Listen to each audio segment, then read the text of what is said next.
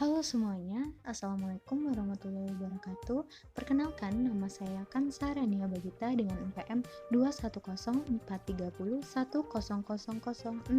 Di sini saya akan menjelaskan mengenai sejarah Humas Indonesia pada masa Orde Baru. Sebelum membahas mengenai sejarahnya, definisi humas merupakan fungsi manajemen yang diperlukan dalam suatu organisasi atau perusahaan untuk mendukung pencapaian visi dan misi perusahaan tersebut melalui serangkaian program yang direncanakan dan diimplementasikan kepada khalayak di dalam maupun di luar perusahaan guna menciptakan pemahaman dan memperoleh timbal balik yang saling menguntungkan antar pihak.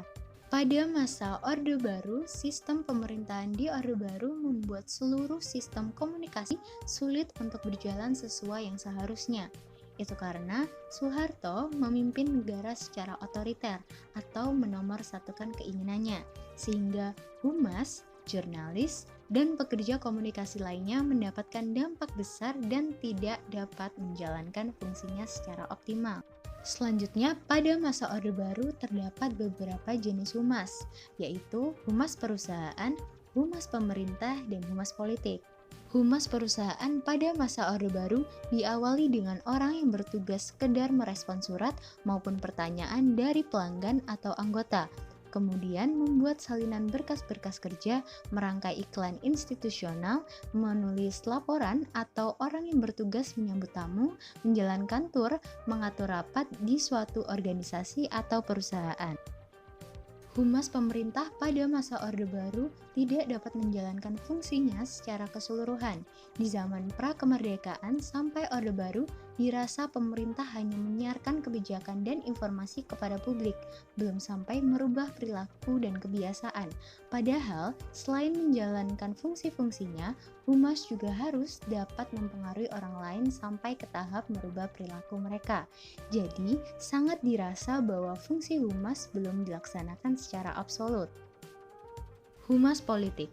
Politik ketika itu dinilai menakutkan bagi masyarakat karena masyarakat diharuskan untuk bergantung kepada pemerintah. Melalui siaran nasional, Soeharto memanipulasi sejarah hakiki dari bangsa Indonesia. Ia juga menggunakan fungsi humas politik agar masyarakat tetap mempercayai dirinya sebagai pimpinan yang baik.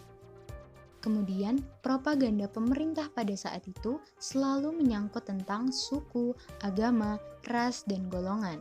Karena jika tidak dikelola, maka politik Indonesia di masa itu sudah terpecah belah. Fungsi dari humas dalam hal ini dilakukan untuk mempropagandai masyarakat agar terpengaruh oleh apa yang menjadi tujuan pemerintah. Pada pemilu 1977, partai yang ikut dalam pemilu hanya 3, karena mengikuti aturan Undang-Undang Dasar Nomor 3 Tahun 1975. Pemilu di era Soeharto ini dilakukan untuk memilih anggota legislatif, di mana presiden dan wakilnya dipilih oleh Majelis Permusyawaratan Rakyat, dan Soeharto pemenangnya. Itu tadi materi mengenai sejarah humas Indonesia pada masa Orde Baru. Terima kasih dan wassalamualaikum warahmatullahi wabarakatuh.